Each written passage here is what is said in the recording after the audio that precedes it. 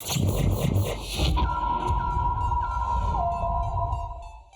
focused on us. I don't know what that chirp is about. We focus on us. I don't care what they're doing over there. I don't care who they are or what they're doing.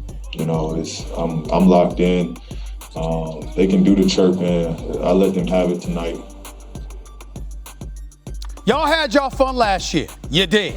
You remember back in the bubble when Paul George shot 39%, barely scored 20 a night, had just 10 points in Game 7 of the second round. Okay, shooting .460 from the field, 2 of 11 from three-point range when the Clippers got bounced by the Denver Nuggets in Game 7. Yes. You remember the nicknames y'all called them? Pandemic P, PG 13%, Way Off P. Remember all of that? I saw all the nicknames, and I have to admit it. Some of them were pretty damn funny. They were. But we're all going to have a lot of apologizing to do if the Paul George we've seen lately shows up in the playoffs this year. I'm telling y'all that right now. This Paul George, the one who put up 33 last night in the win over the Phoenix Suns, the one who put up 36 2 nights ago to beat Portland, shooting almost 50% over those 2 games. The Paul George playing efficiently. The Paul George who's helped the Clippers win 8 of their last 9 games. If that Paul George shows up in the playoffs, if this Paul George with Kawhi Leonard, with playoff Rondo, with a healthy Patrick Beverley, if he shows up, there's no reason to dismiss the notion that the Clippers might be all that in a bag of chips, that they could get to the NBA Finals. No reason at all to doubt it. And then you're going to have to throw all of those bubble nicknames out the window because you're going to have to put some respect on Paul George's name. Quite frankly, he's an all-star caliber player. The brother can ball. He always deserves our respect, but especially now. I mean, how do you decide? I mean, is it a matter? If I'm healthy, I play. That's just going to be your approach all year. I mean, that should be the approach. I mean, why wouldn't I play if I'm healthy? It doesn't make any sense to me, personally. I mean, I don't know how many games I got left in my career. I don't know how many kids that may show up to a game and they're to come see me play, and if I sit out, then what? That's LeBron James in 2019, talking about playing basketball every night. The least that should be expected of a professional basketball player, if they're not injured, by the way. I wanted to show you that clip because yesterday on this show, when I talked about Draymond Green's opinions on women's sports, I mentioned TV ratings.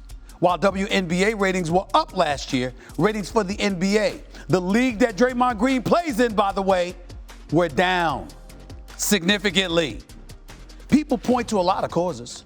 The pandemic, the hiatus in the schedule caused by the pandemic, the bubble schedule, going up against football in the fall, no real competition last year for the Los Angeles Lakers, the culture wars.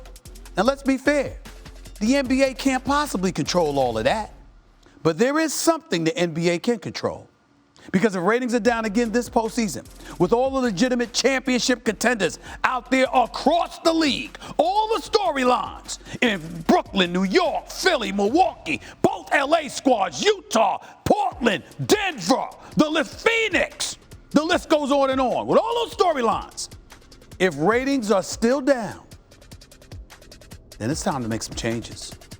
And it's got to start with superstar players actually playing basketball when you're healthy enough to play. Every damn night, you're healthy enough. Like LeBron James does when he's not hurt. Like James Harden does when he's not hurt. How in the hell are you supposed to sell a league to the masses, ask people to invest their time, their hard-earned money for tickets when you can't even promise them that your superstar players will be in uniform? Look, it's no surprise that the rise in load management coincided with the drop in ratings. Not for me. If the NBA wants an audience to show up every night, then they need their stars to show up every night too. That's the only point that I'm making. That's got to be a priority. Long before nine-figure salaries were being given out, there were players committed to uplifting this league that were getting paid considerably less to do so. They weren't making generational money, and they showed up. What the hell is the problem now? What the hell is the problem? Thanks for watching ESPN on YouTube. For live streaming sports and premium content, subscribe to ESPN+.